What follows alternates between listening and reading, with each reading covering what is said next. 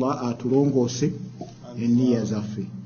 Jazakallahu khayr. Twebaza mukadde waffe Sheikh Isa Muhammad Kakembo olwayo entambuza gyatutambuza mu kitabu kyettu kyaffe Riyadhus Salihin. Twongera okubajjukiza baganda baffe ekitabu kino tutambula nakyo buli lunaku olwokubiri okuva ku ssaawa 4 okutuusa ku ssaawa nga 7.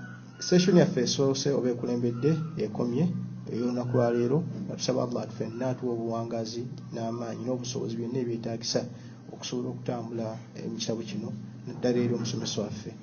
Batulaba mu kuwumulamu okwokutono nga tutandise session yaffe ey'ebibuuzo nga tugenda tutandika n'ebibuuzo ebya audio ebiweerezeddwa baganda baffe mu maloboozi gaabwe. Insha Allah tujja kuyuza bulungi mu abatulaba naffe mukadde waffe asobola tutwanukula insha Allah. Katandike n'ekibuuzo ekimu ku baganda baffe. Assalamu alaikum wa rahmatullahi wa barakatuh. Amanya n'eddoboozi nze Daawuda Muhammad Samwezi Nabugerere. Pozzi ekibuuzo kyange kiwaavumu kwa Katonda naye nga gyegikomekkereza wewali ekinyusi ky'ekibuuzo kyange. Tusomesebwa Mbaka Muhammad sallallahu alaihi wasallama nga we yali akubiriza abavubuka okuwasa. Balina okuwasa naye nga balina bino wammanga nti oteekeddwa okuwasa ng'olina obusobozi mu mbeera y'okubeera nti olina ekisulo, olina obusobozi obusobola okubeera nti oliisa oyo omukyala, olina obusobozi obusobola okubeera nti onaamwambaza awamu n'okubeera nti bw'aba alwadde osobola okubeera nga omujjanjaba. Kati tulina ekyafaayo kye tuyigirizibwa ku mulembe gw'omubaka Muhammad sallallahu alaihi wasallama eri omusajja omubaka Muhammad gwe yafumbiza gwe yafumbiza omukyala ng'omusajja oyo ekituufu kyennyini yali mwavu. N'atuuka omugamba nti omukyala oyo muwe beerako ekyomuwa. Mu kubeera nti omuwa, omusajja n'alaga nti yali mwavu mu mbeera y'okubeera nti omwavu nga talina konna kaalina. Omubaka n'atuuka n'omugamba nti kale tunda enkutu. Omusajja n'alaga omubaka nti ekituufu kyennyini y'enkutu yokka gy'alina nga bw'anaaba agitunze talinaawo kintu kirala kyonna. N'atuuka omugamba nti kale amusomereyo aya ya Qur'an.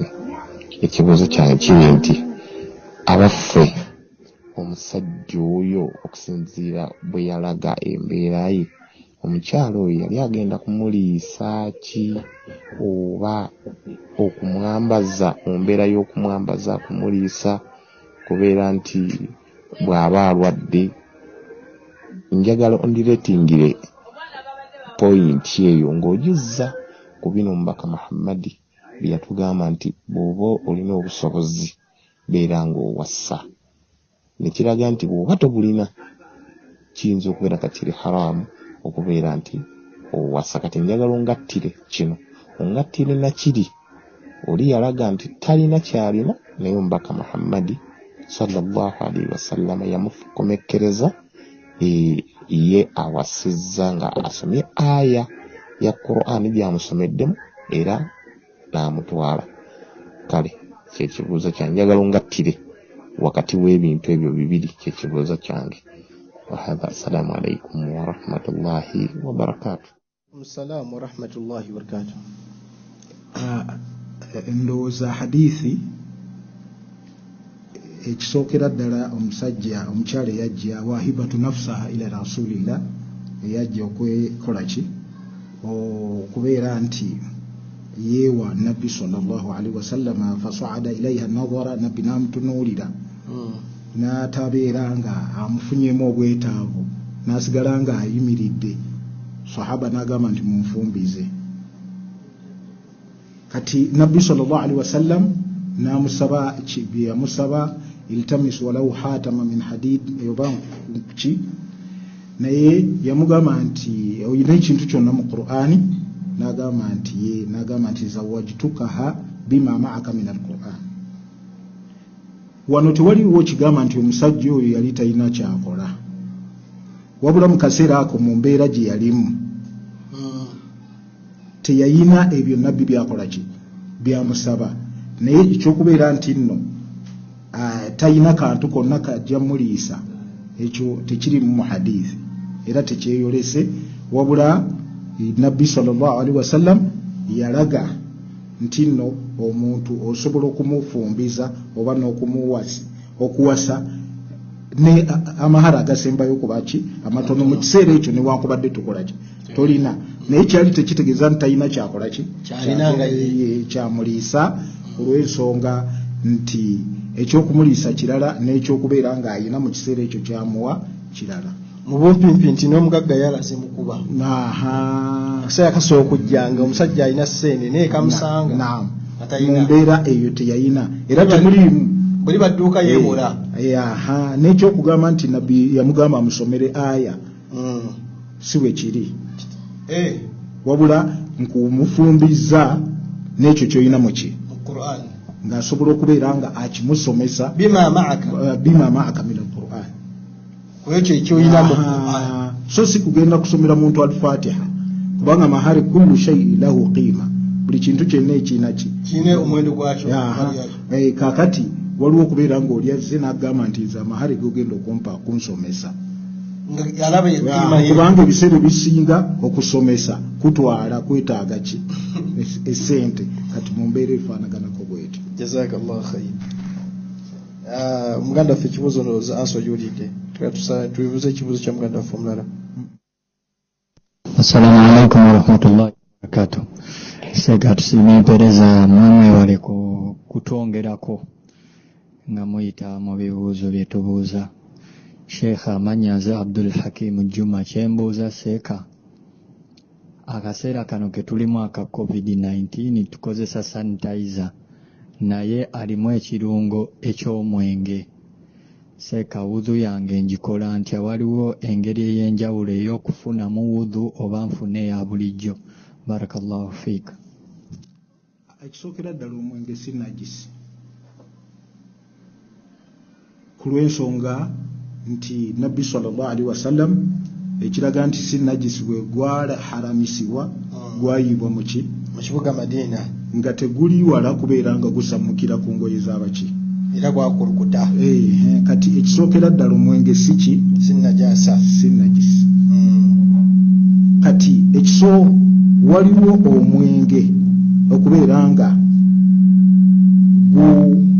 guvudde mu foomu kagaba ekisookera ddala omwenge ng'omwenge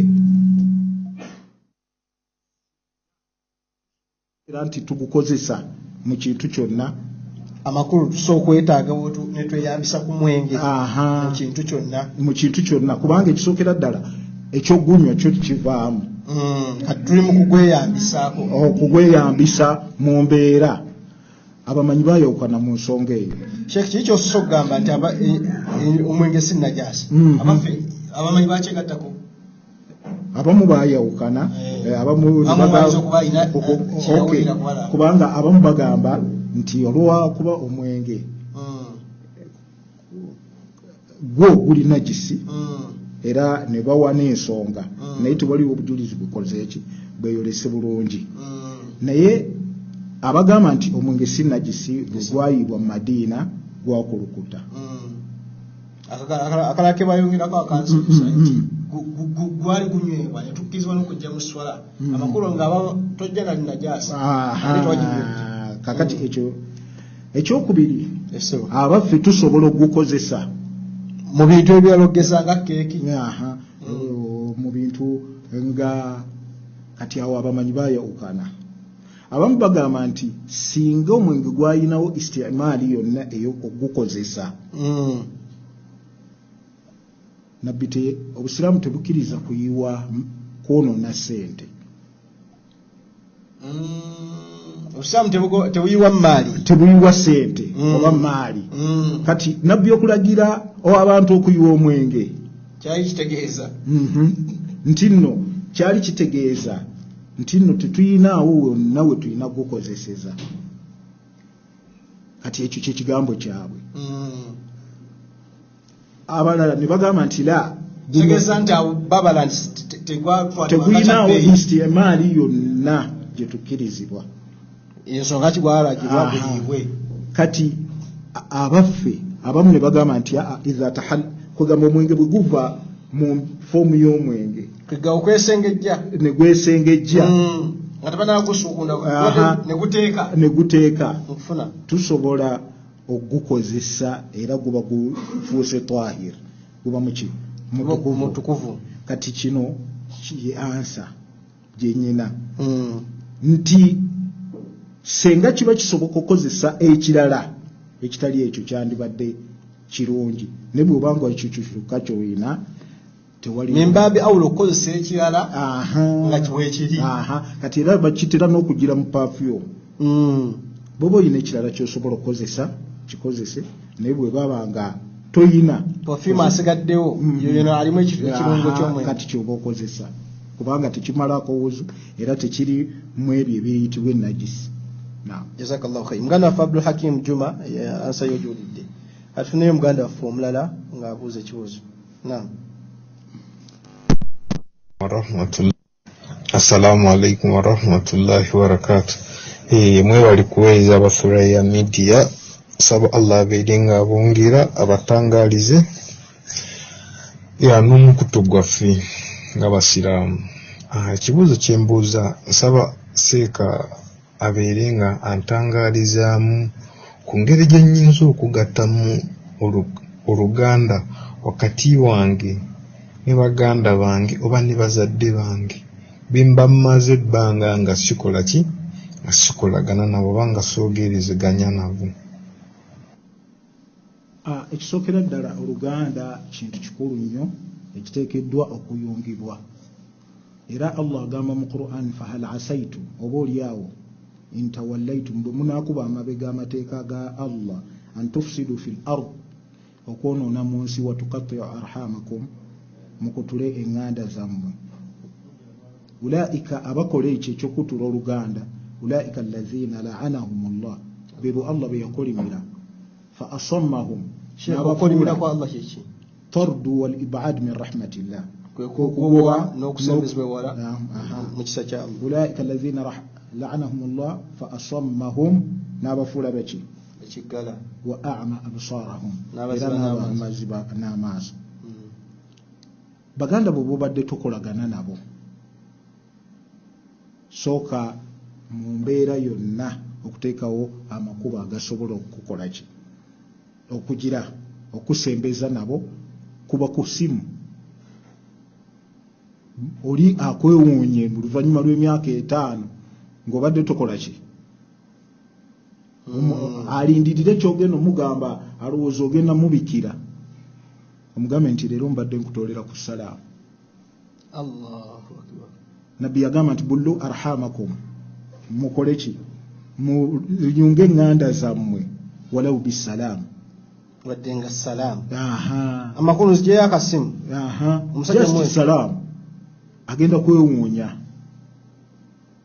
tewaliiwo kkubo lyonna